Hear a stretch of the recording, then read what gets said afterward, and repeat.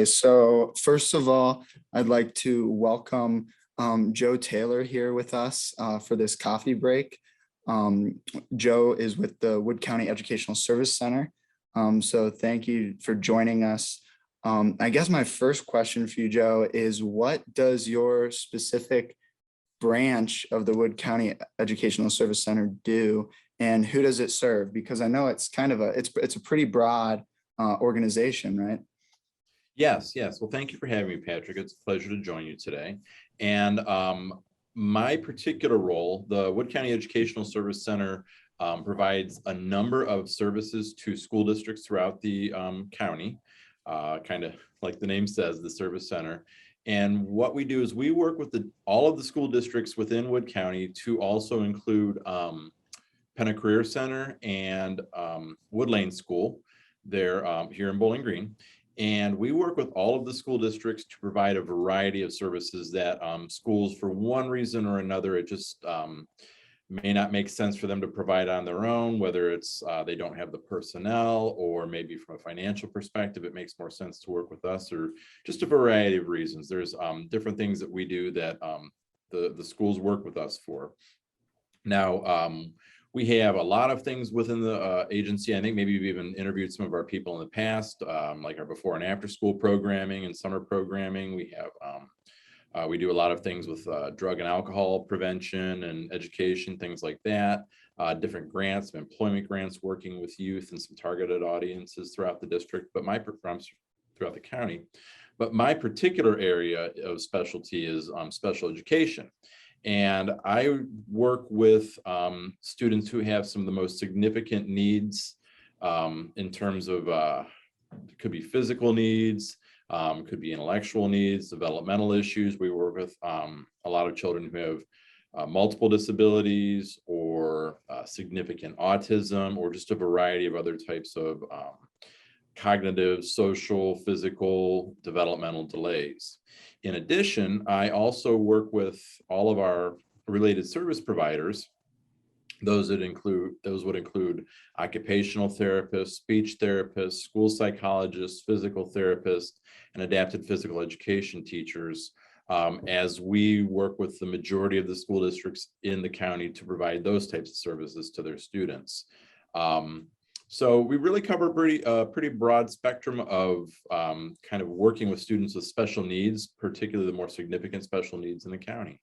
And it's a fun job. There's always a lot of variety and a lot of stuff going on. So we have, I think currently I have somewhere in the neighborhood of about 60 people who are working in every school district in the county, including Penta and Wood Lane. Some districts, use a little bit more of our services than others, but we work with everybody in some capacity. So again, like you said, there's a lot going on. So what kind of opportunities specifically are available for like BGSU students in terms of like work or internships or things of that nature? Okay, so we have worked with BGSU students in the past in terms of a couple things. We have hosted, for education majors, we've hosted student teachers. It's been a little bit slower this last couple years with COVID, because when schools were in and out more and we were dealing with a little bit more with quarantine protocols and things like that, some of the schools were unable to take outside visitors, and that did include student teachers and things like that. But that seems to be loosening up some. It still varies a little bit on a case-by-case basis, but we are seeing schools that are in the position now they're able to host student teachers again. In addition, we have worked with students in the past who have needed field experience hours or volunteer hours. Sometimes they were specific to, they needed to be in a school or needed to be in a specific type of classroom, and we certainly hosted students like that. And then some of them just generally, they were looking for some volunteer experiences or some volunteer hours, or they just wanted to get to know a little bit more about, what do we do, or they just have an interest or passion for working with students with special needs. So it really is kind of a variety of things. We like having students come in. It's great for the students we work with. It's good for the BGSU students. We see it as a win-win. So we always, when these opportunities come up, we look for a way to make them work. There are occasions like, I mentioned with quarantine protocols that we're not able to accommodate people all of the time, but we really look for ways to make it work. That's important to us to have those kind of partnerships. So we have also worked with BGSU is great. They've got a great speech language pathology program. And we have worked with students on a number of occasions who will come in and work with our speech language pathologists because there's some specific types of experiences they need within the school setting.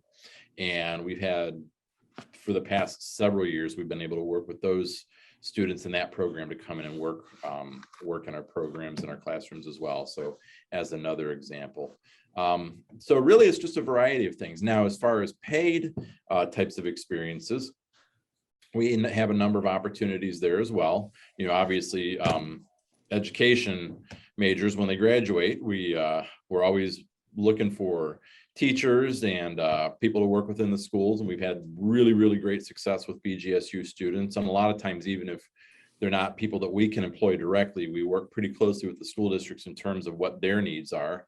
So a lot of times we've been able to help partner and say, hey, this might not be a person that is quite what, we don't have a position for them right now. However, we know that you're looking. So, hey, maybe Eastwood or Lake or Perrysburg, here's some people you're going to want to talk to. Now, while they are still students, we've been trying some different things over this last year or so. And typically when we've hired in the past, we've looked for people who were able to work on a full-time basis because, school's 5 days a week during the day. What we've been trying here recently within this last year or so, and we're starting to see some success with it, is to be more flexible in terms of what types of opportunities that we have. So probably the ones that would be most helpful to BGSU students, because they would be the most flexible in terms of working around class schedules and things like that, would be substitute types of positions. So we have classroom paraprofessionals, or some people know them as teacher aides, and we work with most of the schools in the county to help provide classroom paraprofessionals. We have a lot in Perrysburg, Lake, Northwood, areas like that. Not every district, but a number of them. So we employ quite a few paraprofessionals. And we look for substitutes for those when, for whatever reason, maybe that person's sick or they have a sick child or whatever, we need to fill them in. The nice thing about that is you can really pick and choose when and where you want to work. So let's say you're available Mondays and Wednesdays because of your class schedule. Well, on Mondays and Wednesdays, if you want to work on those days, we almost always have positions available. And then if you want to be a little bit more focused your interest a little bit more and say, okay, I only want to work Mondays and Wednesdays, and really, I only want to work in Bowling Green or Eastwood. Well, then you can even be that specific. And if there's an opportunity available that day, and a lot of times there are, you can choose, okay, well, I'm only going to go to Bowling Green and only on Mondays. So that's definitely a good opportunity for students because of the flexibility. And we have actually just recently increased the pay rate for that. And now for substitute paraprofessional positions, we're paying $79 a day. Not bad. It's not even an 8-hour day. Typically it lasts about 6 3/4 hours of paid time, and then a half-hour unpaid lunch. So just a little over 7 hours, and that's your day. And it's nice. It's a good environment to work in. People tend to enjoy it pretty well. And like I say, you can really be flexible with it. Along the lines of paraprofessionals, we are also experimenting with, as I said in the past, we would only be able to employ people who are available on a full-time 5-day-a-week, Monday through Friday basis. Well, now we're doing some things like, okay, maybe I'm only available to work Thursday, Friday because of my class schedule. And I'm using that as because we actually have a young lady now who just hired on for us. And that is the schedule she's working because that's when she's available with classes. Well, those 2 days, she's working as a classroom paraprofessional. She's getting great experience. She happens to be an education major, but I don't see it at all as being limited to education majors. This is a great experience. And, honestly, it's a good resume builder too. If an employer is looking at a stack of resumes, a lot of times, we're looking for something that's going to make them stand out a little bit different. And, working in a school, particularly with students with special needs, that's kind of an interesting experience. That tends to make people stand out a little bit and could be a draw to some employers. So she's looking at it as a good experience like that too. So you know, we can't do part-time for every position, but because of the number of positions that we have, there are some that we can do part-time for. Another recent change that is also going to be of interest to BGSU students in terms of some employment opportunities. The state of Ohio for this year, traditionally to be a substitute teacher in a classroom, you had to have a 4-year degree in some area. It didn't have to be necessarily the area where you're teaching, but you had to have a 4-year degree to get a sub-license. Well, the state legislature recently passed a bill to allow schools a little bit more flexibility to hire. So now we are also going to be, after our November board meeting, it still has to be approved by our Board of Education, but assuming that happens, and it probably will, after our meeting, after that meeting, that we will also be hiring teacher substitutes who will no longer need a 4-year degree. You will obviously have to have a high school degree, which, you know, if you're enrolled at BGSU, you have that. Pass the background check, which is true of any of our positions, and that does include volunteer and field experience positions as well, because, you know, you are working with students, so we do need to have that. But otherwise, you know, that could be another opportunity for a student to come in and act as a teacher in those capacities. And obviously that's a little bit more responsibility, being the substitute teacher instead of the substitute para, and the pay rate does reflect that. If you're acting as a substitute teacher, that pay rate is currently $95 a day, which was also an increase. So there's a couple different opportunities right there. And Definitely. you know, students who might have, you know, some specific individual situations, I would encourage them to call our office, kind of discuss it and discuss their availability and their interest. And you know, we'll see what kind of match we can make. We're all about trying to provide good experiences that help the students out, and, you know, and obviously try and benefit the students we work with as well by covering those positions. Definitely. And I really like what you mentioned about that flexibility that a lot of the positions offer too. You know, that sounds something that can really be catered to, especially college student schedules, you know. Absolutely. But going off of that, you mentioned, you know, again, there's a lot of opportunities, a lot of different opportunities of different levels. So like that said, is there much additional training that's required with these things? I know you mentioned, like, for the substitute teachers, the education requirements changed, like in terms of degrees and things like that. But is there much additional training like needed or provided by your center? Right. So that's pretty specific to the position, because some of the positions definitely require some training. You know, the young lady that I mentioned, for instance, there is some additional training that we're providing her due to the nature of where she's working, and along with some other people that we provide in terms of how to interact with some students who may have had some trauma in their background, and, you know, that may present itself a little bit differently in the classroom. You know, maybe try and navigate that and help the student to navigate that as well. Other positions don't necessarily require any specific training. Some of it is just a little bit, you know, that on the job, kind of come in and figure it out. Nah, that's not a good way to say it. We don't just like kind of leave you on your own, oh, best of luck, and shut the door. But we, you know, it's not like a specific training course that we go through. Now, we do have a lot of people that work for us and come in. Also are CPR and AED certified. You know, that's never a bad thing, whether you're in a school or any other settings. That's kind of something nice we like to see. And we do provide that opportunity from time to time. And then there are some other trainings that are specific to schools and the position. So it really depends. So when it's needed, yes, we do. But again, it sounds like it's pretty flexible in that, like, you folks offer those opportunities. And again, it depends on that position.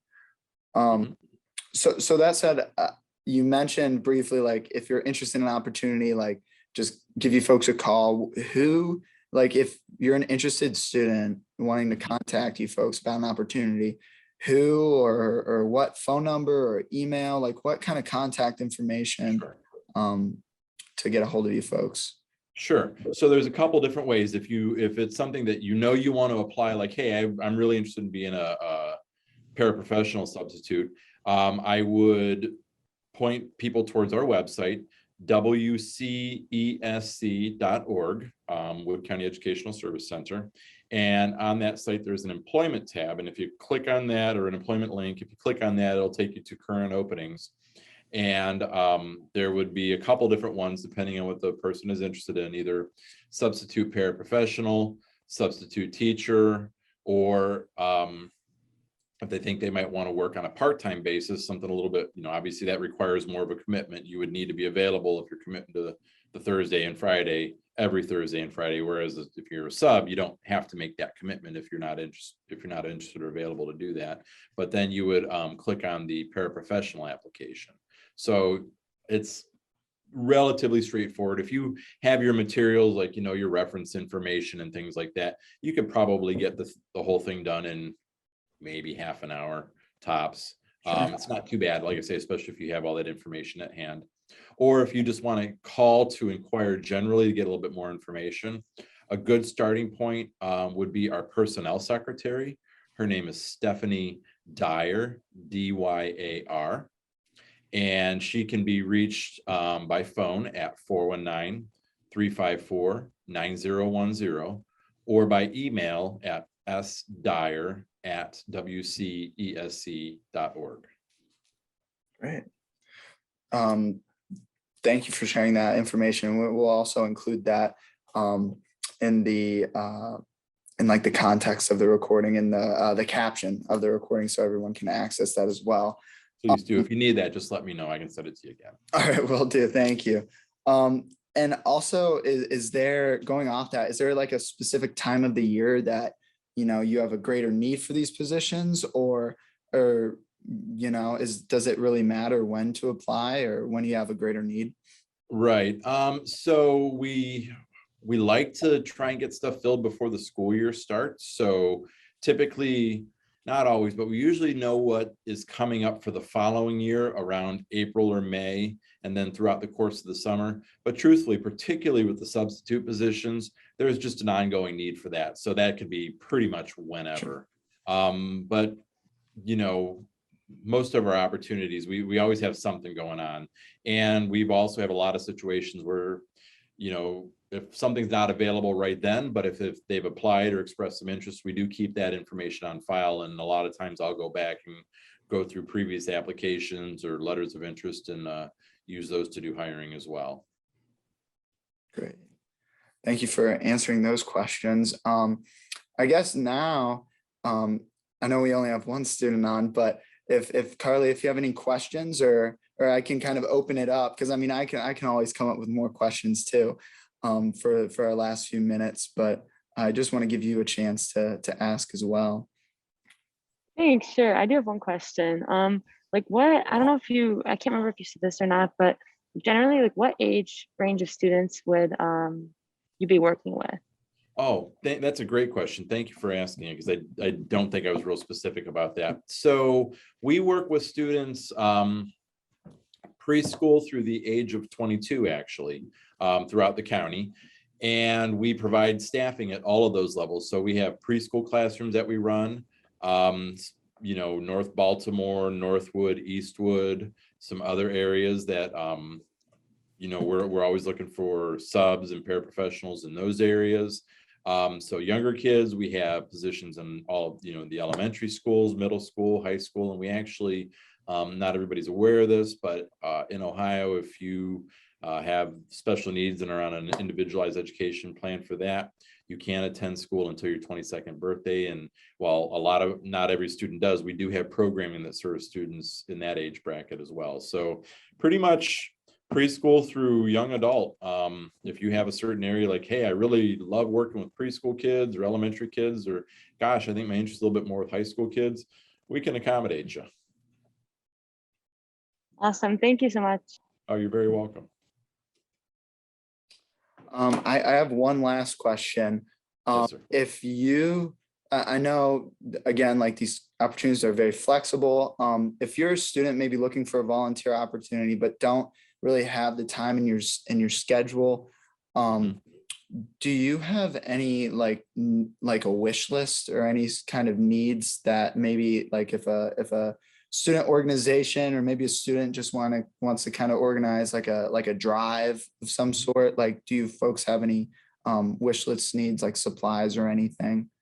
Sure. Well, we definitely have, a lot of our students do have, their families have financial needs, and, that's always something as we come up to the holidays.